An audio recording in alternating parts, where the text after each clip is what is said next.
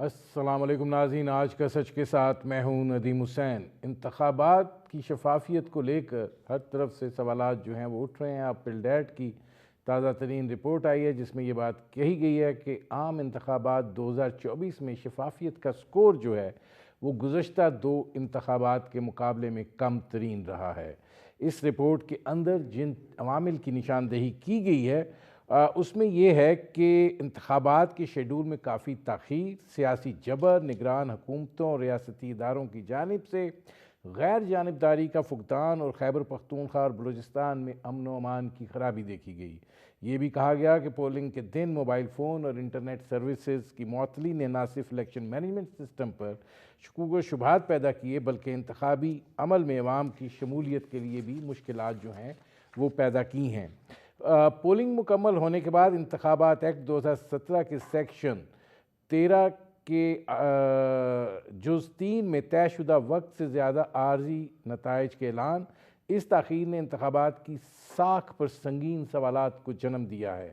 Form 45 اور form 47 کے درمیان بڑے پیمانے پر تضاد کے الزامات نے بھی انتخابات کی ساکھ کے بارے میں خدشات کو بڑھایا ہے۔ الیکشن کمیشن آف پاکستان کی ویب سائٹ پر فارم 45، 46، 48 اور 49 کی اشاعت میں تاخیر انتخابات کے ایکٹ 2017 کے سیکشن 95(10) کی خلاف ورزی ہے جس نے الیکشن کی ساکھ کو مزید نقصان پہنچایا ہے۔ آخر میں سنی اتحاد کونسل کو مخصوص نشستوں کی تخفیض پولنگ کے دن سے لے کر 25 دنوں تک ایک بڑا تنازع بنی رہی، جبکہ دیگر تمام سیاسی جماعتوں کو مخصوص نشستیں جو ہیں وہ مختص کر دی گئیں۔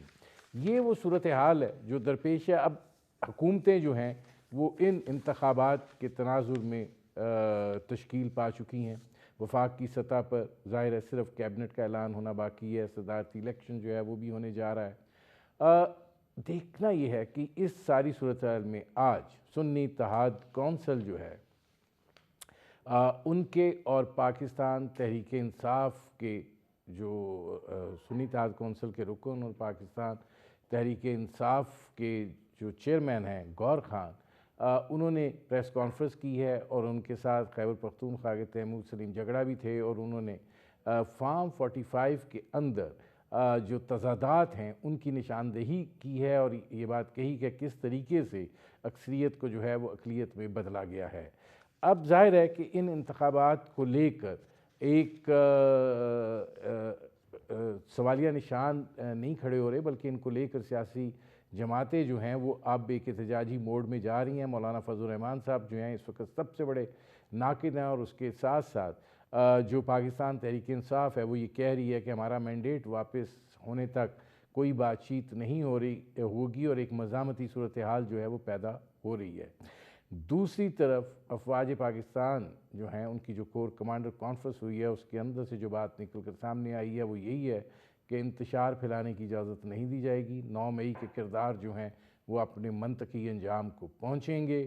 حکومت سازی کا مرحلہ مکمل ہو گیا ہے، اور ظاہر ہے کہ اس سے یہ تاثر ابھرتا ہے کہ اس وقت جو ادارہ جاتی تعاون ہے وہ حکومت کے ساتھ ہے۔ لیکن کیا یہ حکومت اس طریقے سے آگے بڑھ سکتی ہے، اور یہ سیاسی جماعتیں جو اقتدار کے اندر ہیں اور جنہیں اس قدر تنقید کا سامنا ہے وہ عوام کو وہ کچھ دے سکتی ہیں، وہ گورننس دے سکتی ہیں جس کی اس وقت ضرورت ہے؟ اور کیا یہ جو سیاسی خڑمس ہے اس میں سے آگے کی جو منظرنامہ ہے اس کی کیا نوعیت اور کیا صورت بنتی ہوئی دکھائی دیتی ہے؟ اس پر کریں گے بات۔ ہمارے ساتھ موجود ہیں محمد علی درانی صاحب، سینئر سیاستدان ہیں۔ درانی صاحب، انتخابات سے پہلے بھی آپ بہت کچھ کہتے رہے ہیں، اب انتخابات ہو گئے، ہر انتخابات کے بعد یہ صورتحال اسی نوعیت پہ ہوتی ہے کہ دھاندلی ہوئی ہے، ہارنے والا دھاندلی کا شور مچاتا ہے، جیتنے والا جو ہے وہ اس بات کو ثابت کرنے میں لگا ہوا ہوتا ہے کہ وہ ایک لیجیٹمیٹ حکومت ہے۔ اس وقت آپ کو کس چیز کا فقدان دکھائی دے رہا ہے؟ بسم اللہ الرحمن الرحیم۔ دیکھیں، آپ تو بہت گواہ ہیں اس چیز کے، میں نے پہلے ہی کہا تھا کہ کسی قانون یا کسی جبر کے تحت کسی پارٹی کو ختم نہیں کیا جا سکتا جب تک عوام اس کو ختم نہ کریں۔ اس کا ثبوت آج پارلیمنٹ آپ کی بیٹھی ہوئی ہے۔ اس وقت جو صورتحال ہے وہ یہ ہے کہ حکومت کے پاس مکمل اختیار ہے اس وقت، اسٹیٹ اتھارٹی اور پولیس اتھارٹی اور گورنمنٹ اتھارٹی مکمل طور پہ حکومت کے پاس ہے. حکومت کی اس وقت میں جو محسوس کر رہا ہوں انر سائڈ سے، یہ میں انر ان کی جو سوچ ہے اس کا بیان کر رہا ہوں، وہ چاہتے ہیں کہ کسی طرح اپوزیشن ان کے خلاف سڑکوں پہ آئے تاکہ آپ یہ وہ کہنا چاہ رہے ہیں حکومت چاہتی ہے سڑکوں پہ آئیں؟ اچھا. تاکہ وہ اپنی اسٹیٹ کی پاور سے اس عوام سے اور ان کے سپورٹرز سے اس ہزیمت کا انتقام لے سکیں جو انہوں نے الیکشن میں اٹھائی ہے.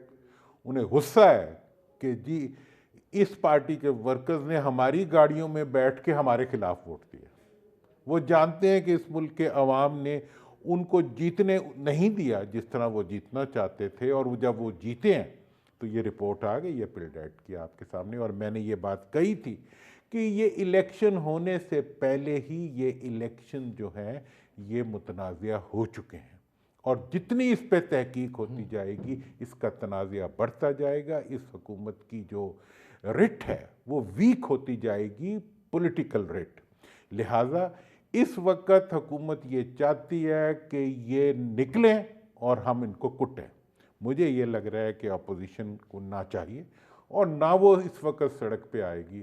جس طرح اس نے ایک چونٹی بن کے الیکشن کے اندر ہاتھی کے ناک میں گھس کے اس کو گرا دیا ہے، وہ ہاتھی جو کہ اپنے آپ کو سب کچھ سمجھتا تھا پوری طاقت کے ساتھ بدمست ہو کے آ رہا تھا، عوام نے چونٹی کی طرح ان کے ناک میں گھس کے ان کو ناکام کر دیا. بات کہہ رہے ہیں پاکستان تحریک انصاف کی جو بانی ہیں ان کی جانب سے تو چیزوں کو بہت جارحانہ انداز میں آگے لے جانے کی بات کی جا رہی ہے. وہ تو پارلیمان کے اندر احتجاج کو اس حد تک لے جانا چاہتے ہیں کہ جہاں پہ پارلیمنٹ جو ہے وہ چل ہی نہ سکے. وہ خیبر پختونخوا کے وزیر اعلیٰ کو کہہ رہے ہیں کہ آپ احتجاج جو ہے وہ لیڈ کریں، اور اتوار کو انہوں نے کال بھی دی ہوئی ہے احتجاج کی. تو یہ ساری چیزیں جو ہیں یہ تو اس چیز کے منافی ہیں جو آپ کہہ رہے ہیں. دیکھیں میں جو کہا کرتا ہوں وہی ہوا کرتا ہے، آپ کو پتہ ہے. میں پیشن گوئی نہیں کرتا، میں ایک چیز کو اسٹریٹجیکلی انالائز کر کے بات کرتا ہوں. دیکھیں ہوگا یہ کہ اس وقت پی ٹی آئی اور تمام اپوزیشن پارٹیاں بھرپور طریقے سے پارلیمنٹ کے اندر اپنی پریزنس اور اپنی اپوزیشن شو کریں گی. وہ اس وقت گلی محلے، سڑک، پریس، میڈیا، سوشل میڈیا، ہر جگہ کے اوپر اس حکومت کی حقیقت کو ایکسپوز کریں گے، اور وہ ایک ایسا سرد انتقام لیں گی، ویسا انتقام لیں گی جیسے دیمک لکڑی سے لیا کرتی ہے، کہ یہ ویسے کھائے جائیں گے حکومت اور اس کا اختیار جیسے دیمک لکڑی کو کھا جاتی ہے، چونکہ ان کی بنیاد نہیں ہے. یہ جس طریقے سے آئے ہیں وہ طریقہ اس چیز کا اشارہ دے رہا ہے کہ ان کا مستقبل جو ہے وہ حکومت جو عوام کی ول پہ نہ کھڑی ہو. اس میں ایک اور چیز ہے. جب آپ یہ بات کہتے ہیں، اور میں پاکستان تحریک انصاف کے لوگوں سے بھی جب یہ بات کرتا ہوں تو اس کا اس طرح سولیڈیفائنگ جواب نہیں آتا کہ آپ یہ کہتے ہیں کہ فارم 45 میں رد و بدل کیا گیا، بہت زیادہ جو ہے الیکشن کے اندر دھاندلی جو ہوئی ہے. یقیناً الیکشن کمیشن کا اس میں بہت زیادہ تساہل جو ہے وہ دکھائی دیتا ہے. لیکن جب ہم ریکارڈ کے مطابق اوریجنل فارم 45 کے تحت عدالتوں میں ان لوگوں کی جانب سے جو اس دھاندلی کا الزام دکھا رہے ہیں پٹیشنیں دیکھتے ہیں تو وہ تو 30-32 عدالتوں پہ اعتماد کا ریفلیکشن ہے. یہ کون جائے گا عدالت میں؟ کون وکیل کو 5 لاکھ 10 لاکھ روپے دے گا؟ یا یہ عدالتوں کا ریفلیکشن ہے یا یہ ایک جماعت کی جانب سے الیکشن میں دھاندلی کا بہت زیادہ پروپیگنڈا ہے؟ دیکھیں آپ مجھے پاکستان کی تاریخ میں بتائیں، ٹھیک ہے جی، کہ ایون 77 کے اندر بھی وہ دھاندلی پروو نہیں ہوئی تھی جو جان محمد عباسی کو اٹھا کے لے گئی تھی پارٹی. مطلب یہ ہے کہ پاکستان کی تاریخ کے اندر کبھی بھی عوام کو کسی پروسیس کے ذریعے انصاف نہیں ملا. ابھی جتنا انصاف عوام نے لیا ہے وہ پی ایم ایل این کی گاڑیوں میں بیٹھ کے وہ انصاف لیا ہے. ان کی گاڑیوں میں بیٹھ کے ووٹ ڈالنے گئے اور ان کو ووٹ نہیں دیا. یہ عوام کا ایک، میں نے یہ بات آپ کو پہلے الیکشن سے پہلے کہی تھی کہ میں کے پی کے اور پنجاب میں گھومنے کے بعد آپ کو یہ کہہ رہا ہوں کہ اس دفعہ عوام کا رویہ ویسا ہی ہے جیسے اس پاکستان کے عوام کا ہوا کرتا تھا، کہ وہ حکومتی اشاروں کو حکومتی تشدد کو, حکومتی جو وہ ہے اگریشن کو وہ نہیں, کہیں نہیں لکھ رہے, اور انہوں نے کرنی اپنی مرضی ہے اور وہ انہوں نے کر دی. اس کے بعد جتنا آپ کا زور تھا آپ نے اس مرضی کو الٹا کر کے اپنے آپ کو سیدھا کر لیا. وہ کر لیں, لیکن اب وہ بیچارے کیا کریں جا کے عدالتوں میں, کس سے انصاف مانگیں جن کا انتخابی نشان چھین لیا اور پورے ملک کے اندر کوئی انتخابی نشان دینے والا نہیں تھا. عدالتوں چلیں, آپ عدالتوں کی بات کر رہے ہیں. آج پشاور ہائی کورٹ میں جو انہوں نے پٹیشن دائر کی ہوئی تھی مخصوص نشستوں کے حوالے سے, اس کے اوپر جب عدالت نے اسٹے آرڈر دیا ہے تو وہ سوال یہ پوچھ رہے ہیں الیکشن کمیشن آف پاکستان سے کہ جناب کیا ہم اس کی سماعت کر سکتے ہیں, کیا یہ مخصوص نشستیں جو ہیں وہ ان کا حق بنتی تھی, کیا کسی اور پارٹی میں شامل ہوئے ہیں تو ان کو دی جا سکتی ہیں, کیا یہ اس طریقے سے تقسیم کی جا سکتی ہیں. لیکن پہلا سوال یہ ہے کہ کیا ہم یہ کیس سن سکتے ہیں, یعنی یہ نہیں معلوم کہ ہم کیس سن سکتے ہیں کہ نہیں سن سکتے ہیں, اسٹے دے دیا. دیکھیں آپ یہ کہنا چاہ رہے ہیں کہ پی ٹی آئی کو فیور دے دیا, یہ کہنا چاہ رہے ہیں؟ نہیں, میں یہ نہیں کہنا چاہ رہا, میں یہ کہہ رہا ہوں آپ کے اس سوال کے جواب میں میرا سوال یہ ہے کہ عدالتیں انصاف نہیں دیتی, تو یہ میں کہہ رہا ہوں یہاں بھٹا ہی بیٹھا ہوا ہے تو اینٹ کون سی نکلے گی اس میں سے. بات یہ ہے کہ جہاں پہ آپ کو انتخابی نشان دینے والا کوئی نہیں تھا, جہاں آپ کو انتخابی نشان کا محافظ الیکشن کمیشن خود انتخابی نشان آپ سے چھین رہا تھا, وہاں پر آپ کو کون انصاف دے گا؟ عوام کو پتہ ہے کہ انصاف نہیں ملے گا, جتنا مل رہا ہے اتنا بھی ہے. اور یہ جو عدالتوں میں اور جو پریس کانفرنسز میں جو ایک پروپیگنڈا ہو رہا ہے اپوزیشن کی طرف سے, وہ حقیقت میں ان کی موریلٹی کو ہٹ کر رہے ہیں, وہ ان کی لیگیلٹی کو ہٹ نہیں کر سکتے, کیونکہ legal system is not in the control of law, that is not under constitution, that is under power. جو پاور کا قانون ہوتا ہے وہ پاور ہی ہوتا ہے. یہاں رول آف لا نہیں ہے, لا آف رول ہے. تو اس لیے یہ جو رول ہے عوام کو اس کو خوب جانتے ہیں, انہوں نے اس کا راستہ بھی نکال لیا ہے, وہ دیمک کی طرح کھائیں گے اس ظلم کو. اب یہ حکومت تو بن گئی ہے اور ظاہر ہے کہ اگر یہ مخصوص نشستوں کا فیصلہ جو ہے اسی نوعیت سے ہوتا ہے جس طریقے سے تقسیم ہو گئی ہے, تو حکومت کو تو پارلیمان میں 2/3 اکثریت بھی حاصل ہو گئی ہے. تو اب آپ کو لگتا ہے کہ جو یہ ایک مخلوط حکومت ایک دفعہ پھر بنی ہے, مخلوط فی الوقت مخلوط تو نہیں کہنا چاہیے کہ اس طرز کی ہے کہ جہاں میں مسلم لیگ نواز جو ہے وہ اب اسٹیئرنگ ویل پہ ہے اور باقی سپورٹ کر رہے ہیں, یہ انتظامی طور پہ کتنی اسرٹیو ہوگی معاملات کو لے کر؟ دیکھیں, مسلم لیگ نون کو جس کی اس وقت حکومت ہے, اس کے لیے سب سے بڑا چیلنج دو ہے. پہلے ایک میں بیان کر دیتا ہوں, پھر میں مرکزی حکومت کے بارے میں بیان کروں گا. پہلے میں مسلم لیگ کے لیے سب سے بڑا چیلنج یہ ہے کہ اس وقت اس کے اپنے لوگ جو مسلم لیگ کے ڈائی ہارڈ قسم کے ورکرز تھے اور جنہوں نے مسلم لیگ بنائی تھی, وہ خود یہ کہہ رہے ہیں کہ ہمیں جیتنے نہیں دیا گیا. ہم چونکہ میاں صاحب کے لائلسٹ تھے, ہمیں مسلم لیگ این والوں کو مسلم لیگ ایم نے ہروا دیا. مطلب یہ اب ان کا اس وقت سب سے آپ یہ کہنا چاہ رہے ہیں کہ مسلم لیگ نواز شریف کو مسلم لیگ مریم نواز نے ہرا دیا, یا مروثیت کہہ لیں, جو آپ کہہ لیں. لیکن جب آپ ایم کہنے پھر اس کو اون کریں کہ میں یہ بات اگر ان دونوں باتوں میں جتنا بڑا فرق ہے اتنی میری بات میں فرق ہے. مطلب یہ ہے کہ دیکھیں یہ مسلم لیگ کا ایک وہ ہے ٹیکسچر ہے, یہ قائد اعظم نے بنائی تھی, اس نے جمہوری عمل سے پاکستان کو بنایا. اس کو آپ ایک فرد تک تو مروثیت میں لے جا سکتے ہیں, نسل در نسل مروثیت کو آپ مسلم لیگ پہ لاگو نہیں کر سکتے. اور میں آج آپ کو بتا دوں کہ اگر یہی رویہ جاری رہا, ابھی آپ شاید خاقان کہاں بیٹھا ہے, عباسی کہاں بیٹھا ہے, جاوید کا, آپ کو میں بتاؤں کہ مسلم لیگ کے اندر جتنے لوگ ہیں ان سے زیادہ مسلم لیگ کے باہر ہوں گے, اور مجھے وہ سامنے دیوار پہ مسلم لیگ جے نظر آ رہی ہے جو جمہوریت کی علم بردار ہوگی. مسلم لیگ کے لیے اس وقت سب سے بڑا چیلنج اس کی اپنی مروثیت ہے, اس کے اپنی لیڈرشپ ہے, جو کہ پارٹی کو اپنی ذات کے ساتھ منسلک کرنا چاہتی ہے. مسلم لیگ کا ٹیکسٹ مسلم لیگ اسٹیبلشمنٹ کے ساتھ چل سکتی ہے. میں ایک بریک لے لوں, اس پہ ذرا بات کرتے ہیں. ناظرین, محمد علی درانی صاحب سے ہماری گفتگو جاری ہے. وقت ہوا ایک مختصر کمرشل بریک کا, ملتے ہیں اس وقفے کے بعد. سینئر سیاستدان محمد علی درانی, ان سے ہماری گفتگو جاری ہے. درانی صاحب, بریک پر جانے سے پہلے یہ جو مسلم لیگ نواز والا مسئلہ اور جس کی چیز کی آپ نے نشاندہی کر رہے تھے, یہ کہا جا رہا تھا کہ مسلم لیگ نون میں سے شین نکلے گی. آپ نے مسلم لیگ نون میں سے ایم نکال دی ہے.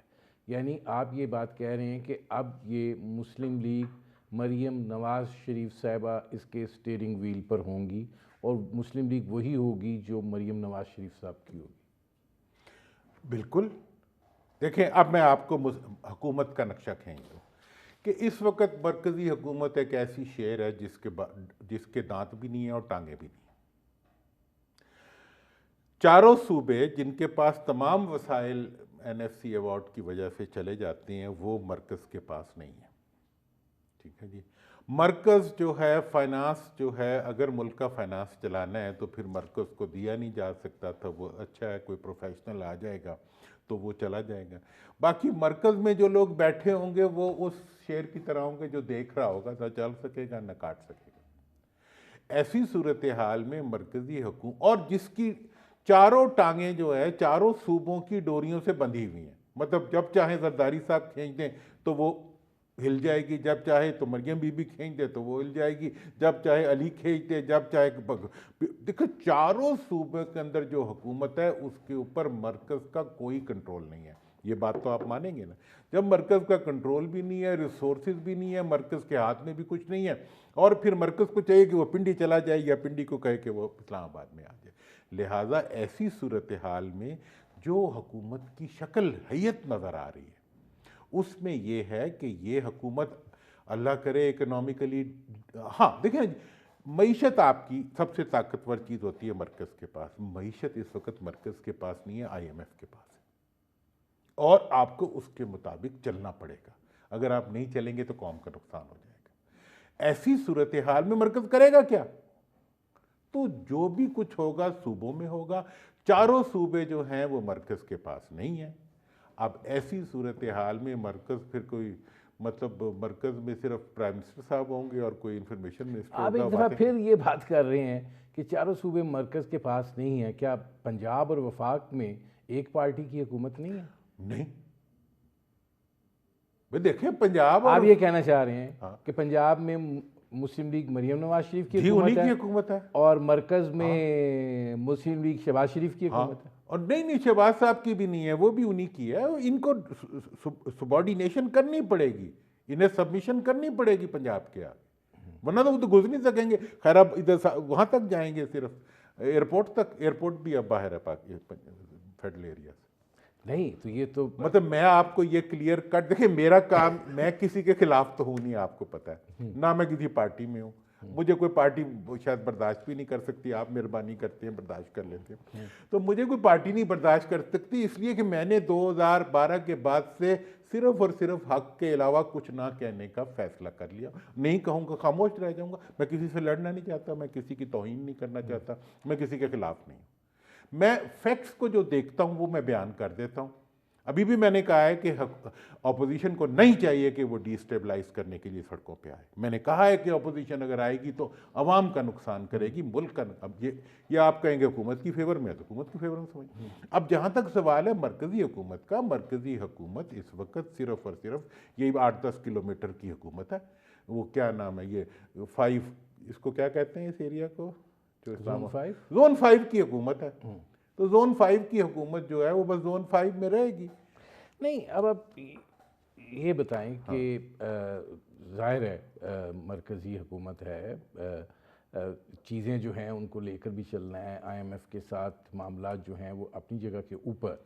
ایک وسیع البنیاد ڈھانچہ بھی ہے ایس آئی ایف سی کی شکل کے اندر, کہ جس کے اندر اس بات کی توقع ہے کہ بہت سی سرمایہ کاری ہوگی. ابھی سعودی عرب کا گروپ بھی آیا ہوا ہے. تو آپ کو یہ نہیں لگتا کہ مرکز جو ہے وہ اسٹرینتھ گین کرے گا؟ اصل چیز تو یہ ہے کہ آپ اپنی معیشت کو جو ہے وہ درست کر لیں تو پھر صوبے تو آپ ہی کی طرف دیکھیں گے نا. دیکھیں جی صوبوں کے میں دیکھیں معیشت کے بارے میں نے کوئی شک نہیں چھوڑا اپنی گفتگو میں. میں نے کہا ہے کہ معیشت کو اس وقت سٹرونگ ہونا چاہیے. معیشت IMF کی گائیڈنس میں اور SIFC کے انیشیٹوز کے تحت. یہ SIFC والی بات میں نے اس وقت کی تھی جب کسی کے خیال میں بھی نہیں تھی کہ یہی آگے ملک کی معیشت کو لے کے چلے گا. اب بات ہوگی، یہ تو اتنی بات ہوگی، لیکن 18ویں ترمیم جو آپ نے کی ہوئی ہے جس کے نتیجے میں مرکز بیچارہ جو کمائے گا وہ سب صوبے لے جائیں گے، اور صوبے لے جائیں گے اور اس کے بعد وہ وہاں جو مرضی کرنا چاہیں گے وہ کریں گے. نہیں، آپ یہ نہیں سمجھتے کہ چاہے 2/3 اکثریت بھی حاصل ہو گئی ہے، آصف زرداری صاحب کو صدر بنوا کر پیپلز پارٹی اصل میں 18ویں ترمیم کم از کم اگلے 5 سال تو انہوں نے محفوظ کر وہ اگلے 20 سال کر لیں، مجھے اس پہ کوئی غرض نہیں ہے. دیکھیں میں وہ اکلوتا ممبر ہوں جس نے 18ویں ترمیم کے خلاف بات کی تھی اور ووٹ نہیں دیا تھا. مجھے اس وقت نظر آ رہا تھا کہ یہ مرکز کو ٹروتھ لیس کر کے ایک وقت آئے گا کہ ہمیں اپنی تنخواہوں کے لیے بھی قرضے لینے پڑیں گے، اور فوج کی تنخواہیں دینے کے لیے بھی جو ہے ہمیں قرضے لینے پڑیں گے، اور انتظامیہ کی وہی کچھ آج ہو رہا ہے. اور صوبوں میں کیا ہو رہا ہے کہ وہاں پہ عوام تک تو کچھ پہنچ ہی نہیں رہا. وہاں سب کچھ چلا جاتا ہے صوبائی چیف منسٹر کے پاس، اور وہ اپنے اللے تلو، مطلب وہ اتنے فنڈز ہیں کہ ان کی حکومت ختم بھی ہو جاتی ہے تو ان کے اشتہارات دیے ہوئے پیسوں کے چل رہے ہوتے ہیں. اتنے پیسے ہیں ان کے پاس لٹانے کے لیے، تمام آڈٹ کرا لیں آپ. تو ایسی صورتحال میں جو آپ حکومتیں چلا رہے ہیں وہ آپ حقیقت میں 4 fiefdoms چلا رہے ہیں آپ، اور جس کے اندر پیسے چیف منسٹر کے ہاتھ میں ہیں. نہ PFC ایوارڈ ہے، نہ بلدیاتی ادارے ہیں، نہ اس ملک کے اندر عوام کی کوئی پوچھ ہے. عوام کے ووٹ تک کو تو رون دیتے ہیں، تو عوام کو اختیار کہاں دیں گے جب تک قومی، صوبائی اور بلدیاتی انتخابات بیک وقت ایک ہی قانون کے تحت نہیں ہوں گے، جب تک اس سارے عمل سے نکلنے کے لیے نیشنل یونٹی گورنمنٹ آپ فارم نہیں کریں گے، جب تک آپ پورے الیکشن کے پروسیس کو under the elected persons transparent نہیں کریں گے، اس وقت تک آپ اس ملک کو آگے لے کے نہیں جا سکتے. MNPQ ہاں اس کے درمیان ہی آپ پھرتے رہیں گے، اور وہی کچھ ہو رہا ہے. آپ کو کیا لگتا ہے کہ اس وقت جو پولیٹیکل سچویشن ہے آگے جو ہے وہ آپ کو مولانا فضل الرحمان صاحب جو ہیں وہ اپوزیشن کے ساتھ سڑکوں پہ دکھائی دیتے ہیں کہ نہیں وہ صرف زبانی احتجاج تک محدود رہیں گے؟ دیکھیں مولانا کے لیے اس وقت بڑا چیلنج ہے کہ مولانا کے بارے میں PMLN کی لیڈرشپ، نواز شریف صاحب جب ان سے ملے ہیں اس کے بعد اور جتنے بھی لوگ رابطہ کرتے ہیں وہ کہتے ہیں جی ہم مولانا سے مکا کر لیں گے. میں مولانا کو یہ بات بتانا چاہتا ہوں، ان کی پارٹی کو بھی بتانا چاہتا ہوں، وہ میرے دوست بھی ہیں اور ہمارا محبت کا تعلق ہے. وہ کہہ رہے ہیں کہ ہم مولانا سے کچھ لے دے کر لیں گے، لیکن میری ان سے 10 بستہ درخواست ہوگی کہ وہ ہماری دوستی کی عزت کے لیے، اپنی حیثیت کے احترام کے لیے، اور اپنی مطلب دین کا نام وہ لیتے ہیں دین کے لیے، وہ اس دفعہ کوئی لین دین نہ کریں. کچھ بھی آفر کر دیں، آپ صدارت ہی نہ لیں، وہ تو دیں گے. صدارت تو نکل گئی نا. اس لیے مولانا کو اس وقت چاہیے کہ وہ اپوزیشن میں بیٹھ کے اپنی سیاسی حکمت اور تدبر کے ذریعے اس قوم کو جمہوری عمل کی طرف بڑھانے میں اپنا کردار ادا کرے. خدارا جو حکومتیں وسائل دیتی ہیں وہ حکومتیں ذلت بھی دیتی ہے. جو طاقت وسائل کے لیے لی جاتی ہے وہ طاقت ذلت لے کے آتی ہے. اب موقع ہے کہ اپنی جتنی بھی ڈی فیم ہے اس کو ایک گڈ فیم میں کنورٹ کر لے. دیکھیں نا بات یہ ہے کہ اس وقت جو اپوزیشن کو لیڈ کر رہی ہے وہ ایک ایسی جماعت ہے جس نے پاکستان کے ہر لیڈر کی جو عزت ہے وہ سر بازار اچھالی ہے، چاہے وہ محمود خان اچکزئی ہوں جس کو بالآخر انہوں نے اپنا صدارتی امیدوار بنا دیا ہے، یا مولانا فضل الرحمان صاحب ہوں. باقی جماعتیں تو ابھی اقتدار میں، اپوزیشن میں یہ لوگ ہی ہیں. تو آپ کیا سمجھتے ہیں کہ محمود خان اچکزئی نے کوئی اچھا فیصلہ کیا؟ دیکھیں جی اب بات آپ کر رہے ہیں نا اگر تمام سیاسی پارٹیوں کی، تو میں زرداری صاحب کو رسی سے ہاتھوں میں گھسٹتا ہوا لاہور کی سڑکوں میں شہباز صاحب کے ہاتھوں دیکھتا ہوں. میں آپ اور پیپلز پارٹی کے ساتھ نون کے ساتھ اتحاد نہیں ہو رہا تھا. میری بیوی سے میرا آپ کو پتہ ہے کتنا وہ مہربان تھی. بیوی نے کہا تھا میں شیطان سے اتحاد کر سکتی ہوں, پی ایم ایل این سے نہیں کروں گی. سیٹن, ٹھیک ہے جی. اس کے بعد کون سی پارٹی ہے جس نے دوسرے کے خلاف باتیں نہیں کی ہوئی؟ سب نے کی ہوئی ہے. پیپلز پارٹی نے کیا کچھ کہا ہوا ہے, بھٹو صاحب اللہ مغفرت کرے انہوں نے کیا کچھ کہا, اللہ حاضر. میں اس وقت یہ بات کہہ رہا ہوں کہ یہ ایشو ہی نہیں ہے کہ آپ نے میرے بارے میں کیا کہا, میں نے آپ کے بارے میں کیا کہا. اس وقت ایشو یہ ہے کہ عوام جاگے ہوئے ہیں. لیڈروں کو چاہیے کہ وہ عوام کی جاگتا, عوام کی انلائٹنمنٹ, عوام کی جمہوریت کے لیے کھڑے ہونے کی, عورتیں کھڑی ہوئی ہیں جمہوریت کے لیے, جوان کھڑے ہوئے ہیں, ان کی عزت کریں, ان کے آگے سرنڈر کریں اور ملک میں ووٹ کو عزت دیں. میاں صاحب ووٹ نو عزت دو اگر قوم دی عزت بچانی. نہیں, اب اس میں یہ دیکھیں نا کہ جو صورتحال اس وقت ہے, جیسے خیبر پختونخوا ہے, اب مولانا فضل الرحمان صاحب کا موقف ہے کہ وہاں بہت دھاندلی ہوئی ہے. عوامی نیشنل پارٹی یہ بات کہہ رہی ہے کہ بہت دھاندلی ہوئی ہے. صرف ادھر چونکہ پاکستان یہ سنی اتحاد کونسل کے اراکین جیتے ہیں لہٰذا دھاندلی نہیں ہوئی ہے. تو یہ جو فلسفہ ہے پاکستان کی سیاست کے اندر کہ اگر آپ ہارتے ہیں تو آپ نے شکست نہیں ماننی, اور اگر آپ جیتتے ہیں تو پھر آپ نے شکست والے کی طرف نہیں دیکھنا. دیکھیں, چونکہ جو ہارتے ہیں نا, جو جیتتے ہیں, سوری, وہ جیتے ہوئے نہیں ہوتے, جو ہارے ہیں وہ ہارے ہوئے نہیں ہوتے. یہ ایک ڈائلما, کیچ 22, ایک کتاب ہے وہ آپ ضرور پڑھیں, 1960 میں لکھی گئی تھی, کیچ 22, ٹھیک ہے نا جی. وہ کبھی اس پہ میں آپ سے بات بھی کروں. ہم we are in a catch 22 situation. اس صورتحال میں ہمارے پاس ایک ہی راستہ ہے, ہمیں اپنے آپ کو ری وزٹ کرنا ہے. اور وہ میں نے پہلے بھی کہا تھا, 6 دفعہ آپ کے پروگرام میں کہہ چکا ہوں, ان سیاستدانوں کو 6 مہینے بعد بھی نہیں سمجھ آتی چیز کی, کہ آپ کو نیشنل یونٹی گورنمنٹ بنا کے ری وزٹ کرنا پڑے گا. سب سے بہتر پاکستان کے آج بھی پاکستان کو لیڈ کرنے کی اہلیت رکھنے والے سارے وہ لوگ ہیں جو پارلیمنٹ میں بیٹھے ہوئے ہیں, آج کی پارلیمنٹ میں بھی, خواہ وہ دھاندلی سے آئے ہیں, خواہ وہ عوام کے ووٹ سے آئے ہیں. ان ساروں کو سمجھ اور عقل کا مظاہرہ کرتے ہوئے جس پارٹی نے سب سے زیادہ سیٹیں لی ہیں اس کو وزارت عظمیٰ دے دیں آج, اور باقی سارے اس کے ساتھ مل کے حکومت بنائیں اور پورے سسٹم کو کلین اپ کرنے کے لیے اکٹھے ہو جائیں. کہ مطلب آپ کی یہ سوچ بڑی اچھی ہے, لیکن وہ جو ایک شخصیت جو جسے کہتے ہیں کہ خود پسندی کے آخری درجے پر فائز ہیں, ان کو کون جا کے سمجھائے گا؟ ان کو تو آپ بھی نہیں سمجھا سکتے. ان کو سمجھانے کی ضرورت ہی نہیں ہے. بات کیا ہے, آپ نے پارلیمنٹ تو اکٹھی ہو جائے. یہ دیکھیں, مجھے آپ بتائیں, آپ اگر ایک نیشنل, اچھا یہ اب آپ ایک نئی میں نے بات کی ترکیب دی ہے کہ مائنس بانی پی ٹی آئی پارلیمنٹ کے اندر آپ اکٹھے ہو جائیں, وہ اکٹھے ہونے دیں گے جس کی پارٹی ہے جو کہتے ہیں کہ میرے وہ آپ بنائیں, میں اکٹھا کرا دوں گا. آپ تیار ہو, چلیں. آپ جس پارٹی کی سب سے زیادہ سیٹیں ہیں, میں نے کہا تھا نا کہ آپ فوج سے نہ لڑیں, میں نے کہا تھا نا کہ آپ فوج کے ساتھ کنفرنٹ, کس کی پارٹی کے جلسے میں نعرہ لگا فوج کے حق میں؟ پی ٹی آئی کے حق میں لگا نا. بات یہ ہے کہ کوئی اتنا نہیں ہوتا دیوانہ کہ اپنا فائدہ نہ سمجھتا ہو. اس وقت سب کا فائدہ اور سب کا, میں نے بلاول کو کہا اس دن ایک پروگرام میں تھا, میں نے کہا دیکھو تمہارے دادا جو تھے نا, نانا, ٹھیک ہے نا جی, ان کے خلاف 10 وائٹ پیپر بنے, کرپشن کوئی نہیں نکلی تھی. میں خود, میرے والد صاحب بہت بڑی پوزیشن پہ, میں ہر چیز کو جانتا تھا. بات یہ ہے کہ جو کام آپ نے نہیں کیا ہوتا وہ نہیں نکلا کرتا. اس وقت کسی کو ختم کرنا اور کسی کو زندہ رکھنا سیاسی طور پہ کسی طاقت کے ہاتھ میں نہیں ہے, یہ عوام کے ہاتھ میں, انہی کے ہاتھ میں رہنے دیں. آج عوام نے جس کسی کو بھی پارلیمنٹ میں بھیجا ہے وہ سب اکٹھے ہو کے ایک حکومت بنائیں اور یہ فیصلہ کریں کہ آئندہ انتخابات اور الیکشن کمیشن کا فارمیٹ یہ ہوگا.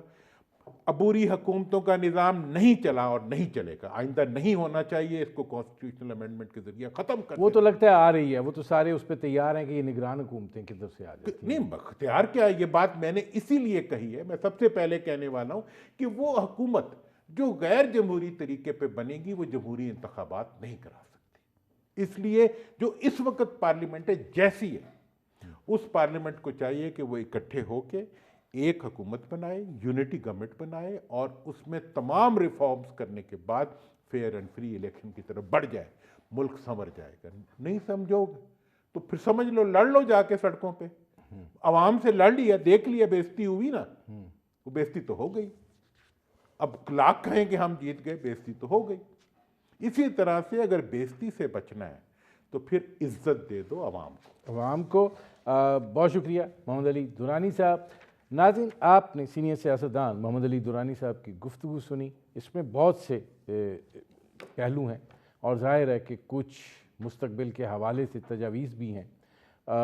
یہ اب آپ پر چھوڑتے ہیں. وقت ہوا ہے ایک مختصر سے کمرشل بریک کا. بریک سے جب واپس آئیں گے تو ہم بات کریں گے یہ جو معاشی ٹیم کی تبدیلی ہے اس کے کیا اثرات جو ہیں وہ مرتب ہوں گے, اور ہمارے ساتھ موجود ہوں گے ممتاز صنعت کار عارف حبیب. ملتے ہیں اس وقفے کے بعد. ناظرین, وزیر اعظم کا انتخاب تو ہو گیا اور میاں شہباز شریف صاحب وزارت عظمیٰ کے عہدے پر فائز ہو گئے. اب کابینہ کی سلسلہ جو ہے اس حوالے سے مشاورت جاری ہے, اور یہ بھی پتہ چل رہا ہے کہ کچھ نام جو ہیں وہ فائنل ہو گئے ہیں اور کابینہ جو ہے وہ ایک آدھ دن میں حلف اٹھا لے گی. اب اس کابینہ کے اندر جو سب سے بڑی تبدیلی آ رہی ہے وہ دکھائی یہ دے رہا ہے کہ وہ معاشی جو ٹیم ہے اس میں تبدیلی ہوگی, اور خزانہ امور کے معاملات جو ہیں وہ محمد اورنگزیب جو کہ ایک ممتاز بینکر ہیں وہ دیکھیں گے. یہ تبدیلی جو ہے کس حد تک یہ خوشائند ہو سکتی ہے, اور اس کے ساتھ ساتھ اس وقت جو پاکستان کی اقتصادی صورتحال ہے اور IMF کی جو شرائط ہیں ان کو لے کر جو مسائل وابستہ ہیں ان کے لیے کیا کوئی out of the box situation دکھائی دے رہی ہے؟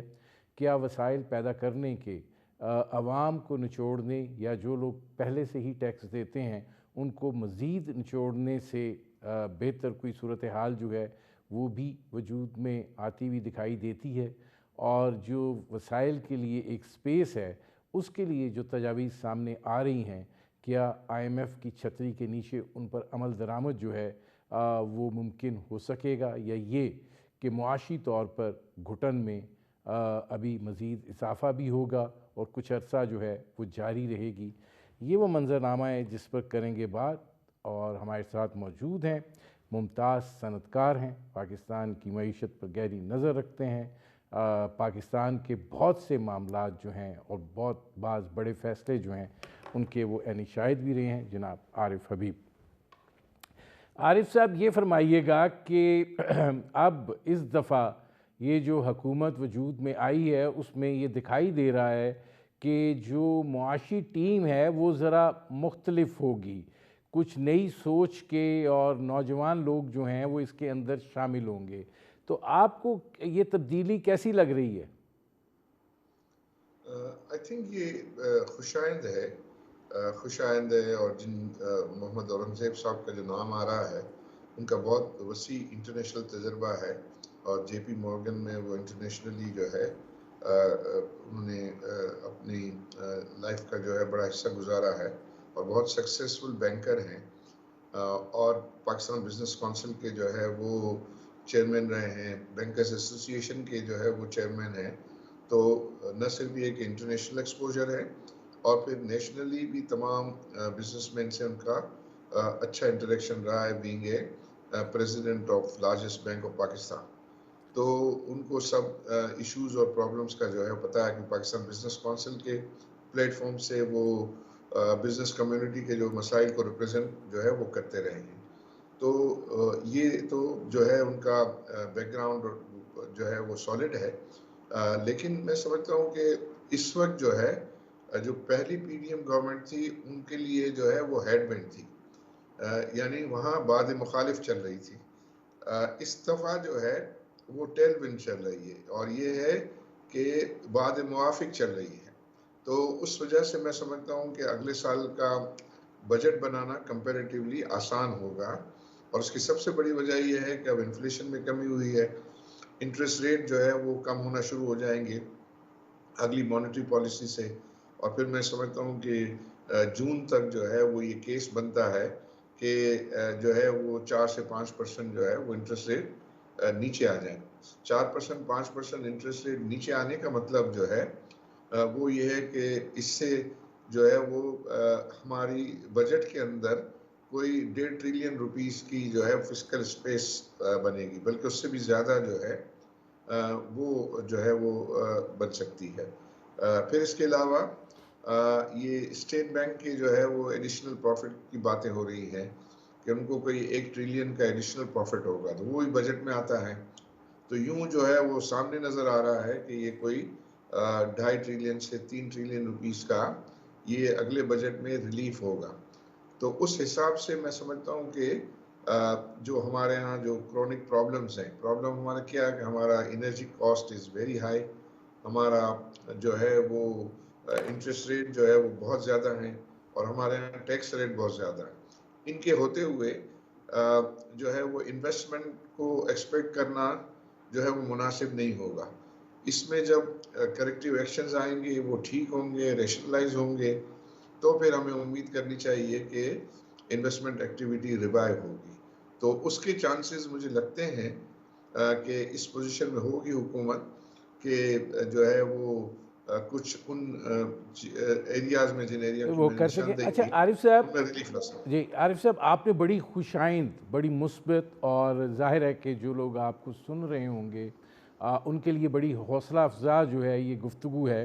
اس میں 2 چیزیں ہیں. ایک تو آپ نے یہ کہی کہ حکومت کے پاس 2 ٹریلین کی یعنی 2 کھرب روپے کی ایک سپیس بنتی ہوئی دکھائی دے رہی ہے. دوسری بات یہ ہے کہ آپ اس چیز کا کہہ رہے ہیں کہ اب جو 18 تاریخ کو مانیٹری پالیسی کا اسٹیٹ بینک کا اجلاس ہوگا، وہاں سے شرح سود جو ہے وہ 17 یا 18% ہو جائے گی، اور اس سپیس میں سے یہ نہیں آپ کہہ رہا مارچ میں ہو جائے گی، جی مارچ سے کم ہونا شروع ہو جائے گی. مارچ سے جون کم تک میں ہونا کہہ شروع رہا ہو ہوں، جون تک جو ہے وہ ایکسپیکٹ کرنا چاہیے. چاہیے.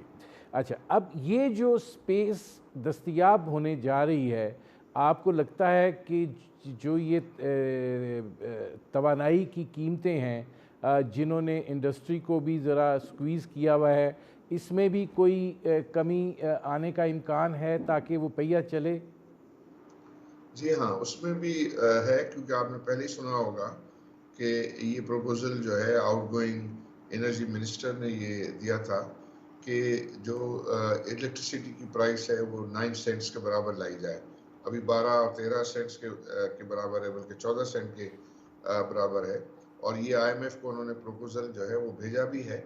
آئی ایم ایف نے اس کے بارے میں کچھ جو ہے وہ کوئریز کی تھی، اس کا بھی جواب ہو گیا. تو مجھے لگتا ہے کہ یہ نئی گورنمنٹ اور نئے منسٹر صاحب آئیں گے، وہ اس کو پرسو کریں گے. فائنانس منسٹر بھی پرسو کریں گے اور انرجی منسٹر بھی کریں گے along with the leadership of the prime minister. تو وہ انرجی کی یہ پرائس بھی کمی کے چانسز ہیں. پھر جو ہے وہ جون آنورڈ جو ہے، چونکہ gas pricing international oil price سے لنکڈ ہوتی ہے، 6 مہینے، وہ 6 مہینے ایریر میں چلتی ہے. تو یہ والا جو ہاف چل رہا ہے، جو جنوری ٹو جون کا ہاف ہوگا، اس میں آئل پرائسز جو ہے وہ سٹیبل یا گری ہیں. تو اس سے جولائی آنورڈ جو ہے وہ گیس کی پرائسنگ جو ای این پی سیکٹر ہے، جو پروڈیوسرز ہیں، ان کی قیمت میں کمی آئے گی، اور ان کی قیمت میں کمی آئے گی تو وہ پاس آن ہوگا.